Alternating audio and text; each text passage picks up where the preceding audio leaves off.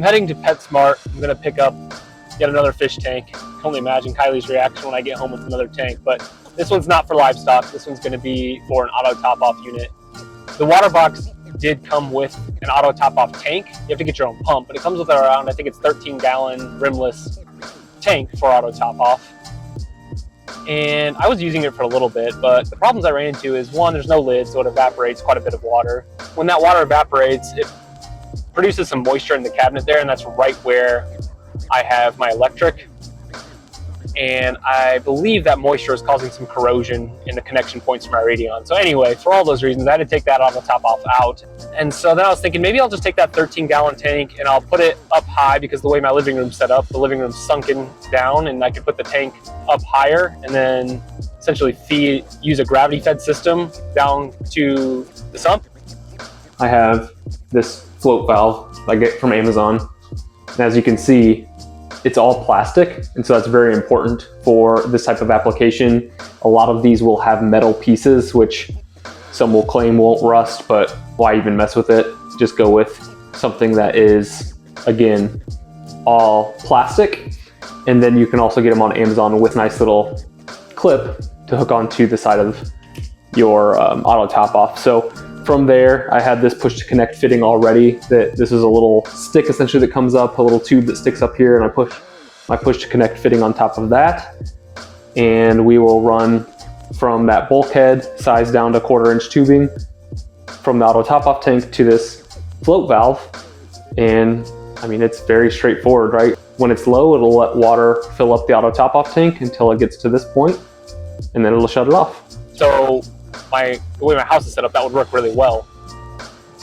But then I was thinking that with no lid, that's still going to evaporate quite a bit. So I had the thought, I'll go to PetSmart or Petco and get one of their cheap Aquarium tanks, and sure enough, they have a sale right now. And I think that's going to work really well. So I'll get that tank, I'll drill a hole, put a bulkhead in there.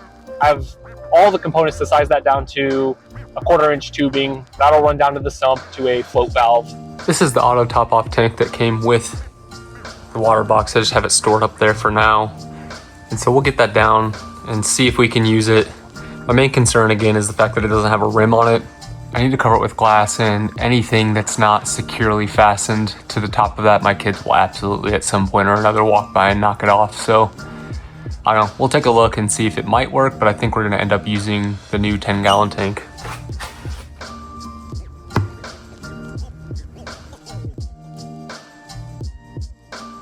All right, so here's our two options. We have the new 10-gallon tank here with the rim, and then this is the 15-gallon I already had, or 13-gallon, whatever it is, that came with the water box 190.5. So as you can see, the lid does not really fit over this tank. I mean, I was thinking maybe with these extenders, there's a couple of, if you look over here on the side, you can put them at various lengths to make them go out a little bit further. And so for this 10-gallon lid, at least, it's not gonna work. Even if I try to essentially force it to work, it just won't for this tank. So as you can see on this one, it's much more secure and way less likely to fall off and shatter. So I am gonna go with the 10-gallon.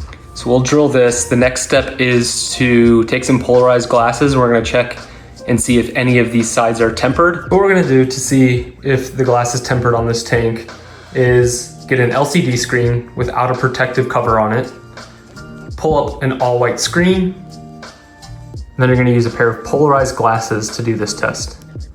To start, I grabbed some cookware because most cookware is tempered, just to kind of show you what that would look like. When I hold the cookware up to the all-white screen and turn the glasses, see all the coloring there? That is by no means all black, and you can tell that is tempered glass. So you would not want to drill this. So as I hold these glasses in front of this tank, as we turn, completely black. Not all those crazy colors you saw in the cookware. So this is not tempered on any of the panels. We're good to drill. All that said, this is very thin glass, so we're gonna need to be extra careful. This is probably the thinnest glass I've ever tried to drill. So we're gonna have to go super slow and just take our time on this one. I'm getting ready to drill the auto top off. I ended up buying a 1/2-inch bulkhead from Bulk Reef Supply. Actually got one from Amazon as well. They're pretty cheap. And so either one of these would work. It's never a bad thing to have extra bulkheads on hand. Actually, this is the one from Bulk Reef Supply. And it's threaded on the inside. And I have this piece just on hand. And so we'll, of course, drill this as normal into the tank. And then once it sticks out of the tank, I have this nice push to connect fitting that's 1/2 inch that'll screw right into here. And this is what's going to be coming out of the tank. My 1/4 inch tubing is going to come around there, down into the tank, and connect to this push to connect here. And I have my float valve. But when I get down to the actual sump, I obviously need to screw this on to where it sits at the water level that I want it to be. And as it stands, it's going to be way too high in the tank, just because of the way the tank is set up or the sump is set up. And so this is something I've made in the past. I took an old mag float, just a little mini mag float, took a piece of acrylic and super glued it to the mag float. And so now I can put this on the side of the tank, on the side of the sump, and I can slide it to wherever I want it to be exactly. And then I will attach my float valve to this. Like I said, putting it exactly at the water level that I want. A lot of steps here. Would it be easier just to buy an off-the-shelf auto top-off? Sure. But I like the fact that this has no electronics. I really want to minimize anything else that I need to plug in. It's another failure point as well. Does this have failure points? Sure. If this gets stuck in some way, but I think less failure points than anything electric. So I love that, again, I don't have to plug anything else in. It's easy. Really, the only thing I didn't have out of all of these parts was the tank, which was, I want to say, $25 for this 10-gallon tank. The bulkhead, which is around $5. Grand scheme of things, that's all I really would have needed. I had everything else on hand, so about $30 for a pretty reliable system. We'd be in good shape. But if you wanted to do this yourself, like I said, you can get these for $20 to $25, a 10-gallon tank. If you don't have them already, you can get diamond drill bits to drill your tank. This is a pack of all types of sizes for around $10. You could get one of these mag floats. I'm not sure how much they are, but the little mini ones are not that expensive. A piece of acrylic's not expensive. This float valve is on Amazon. Again, if you're gonna get one of these, make sure you get one with no metal, all plastic. I wanna say under $20. And so really the pieces that you need aren't that expensive if you wanna go out and do this. And if you have either the setup that I have, where you're gonna put this auto top-off tank is elevated above the tank, or what you could do is put it on some type of furniture that's strong enough, or build like just a small stand, and you could elevate it yourself right next to the tank if you wanted to do this gravity system. So let's get started. I'm going to drill this tank on the side to fit this 1/2 inch bulkhead. Okay, so to get started, obviously, whatever bulkhead you are going to use, you need to make sure that the diamond drill bit you use is just slightly larger than this, because it needs to go through this hole. And so as you can see, this is 1.5 inch diamond drill bit, and it's just larger than this bulkhead. So this should be perfect. So that's the first step. We know we have the right size. Next up, grab a piece of wood, scrap piece of wood, and drill a hole into the wood. And this is gonna serve as a template, because as you're drilling this, you wanna stay nice and steady on the same hole. You do not wanna be kind of going all over the place. And this is gonna help you stay right in the sweet spot, drilling in the spot that you want to drill. Next up, grab a dry erase marker, and we're gonna pick the spot that we wanna drill. And so I wanted to drill it on this side, and I'm gonna have the auto top off coming out here and around the corner. As far as the height, we want it as low to the tank as we can get it safely, because we wanna be able to maximize the amount of water in the auto top off. That said, if you use the bottom of the bulkhead like this, and you say, let's put it right here, it's actually not gonna work, because once you drill the hole and push this through, the outside of this bulkhead is gonna hit the trim. And so I always flip it over, because you need full outside of this bulkhead to be able to hit all glass. And so you wanna move it up. It's pretty sketchy to be able to do it, to try to do it right on the edge. And so give yourself a little bit of room. And I'm gonna shoot for about there. As far as where to put it on the tank, this way, it really doesn't matter for me. Again, I don't want it right on an edge. So I'm probably gonna put it right about here.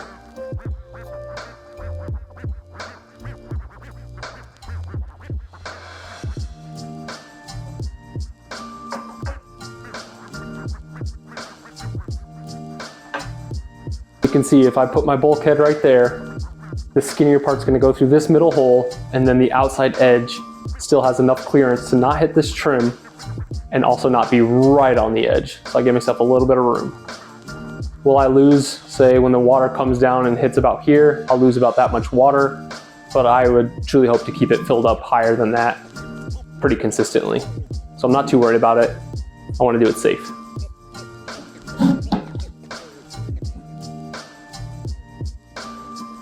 The next thing I like to do is grab a towel, put it underneath where this piece is likely going to fall. You don't want a big chunk of glass smashing into the other end of the glass and cracking it. So you can do that as a safety measure. And then also just kind of doubling up, I like to put some masking tape directly under where I'm going to drill for the same reason. So when I break through that glass, it's not going to immediately fall down. It's going to be caught by this masking tape, at least for a second. In worst case scenario, if it goes right through the masking tape and falls down again, it's going to hit that towel. And then lastly, as you're drilling through this, it's going to heat up quite a bit. And so because it's going to heat up quite a bit, you're going to want to have a glass of water on hand, and you're going to put a little bit of water into this template here as you're drilling to keep it somewhat moist as you're kind of going through. When you have your drill bit here, you're gonna lightly set it on to the glass and let the weight of this drill be your pressure. We're not gonna push down. We're gonna literally just let this sit here on the glass and pull the trigger. The weight alone of this is going to be plenty. If you push down, you're gonna shatter it for sure. And so you wanna lightly put it on the glass and keep it as even as possible. Try really hard not to be at an angle here, here, here, or here. You wanna drill straight down, even, light pressure, let the drill do the work, as they say. So just go slow and steady. You don't wanna rush this, and just let the drill work its way. You're not cutting per se through the glass, you're grinding it down. So let that happen. You just wanna sit right here and let this grind through the glass. So let's add a little bit of water and get started. Of course, want to be over a towel.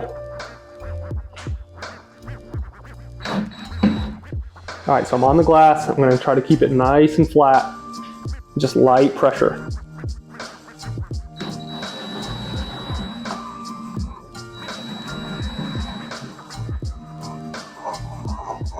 You'll hear it start to grab the glass. Your instincts kind of from drilling are going to want to be to push down hard. Do not do that. Just nice and easy. Let the drill do the work. Go nice and slow. If you need to take a break, but just go nice and slow and steady.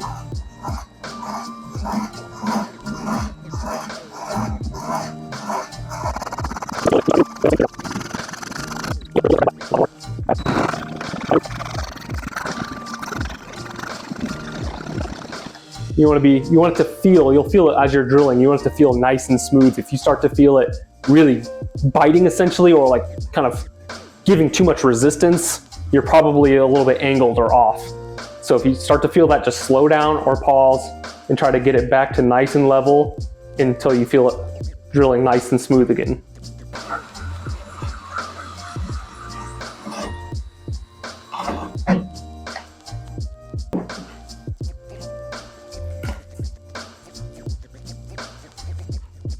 Masking tape did catch my glass. Now this is the thinnest glass I've ever drilled, so I was expecting to get these. That's not ideal. You want a nice perfect circle, but with super thin glass, that's gonna be really hard to do. So you're gonna have these like chip marks. Again, not ideal, but should be okay.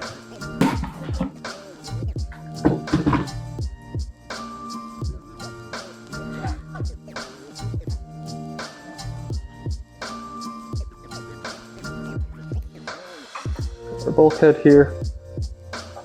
Go right into there. That, my friends, is going to be about perfect for us. Really happy with the results on that.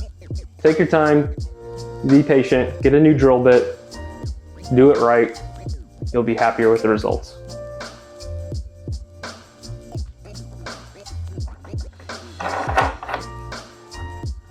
Hand tighten only. Do not grab pliers and rip this around. It'll shatter the glass. Hand tightens just fine.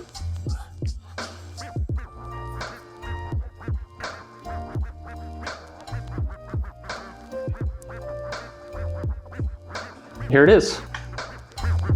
My auto top off tank.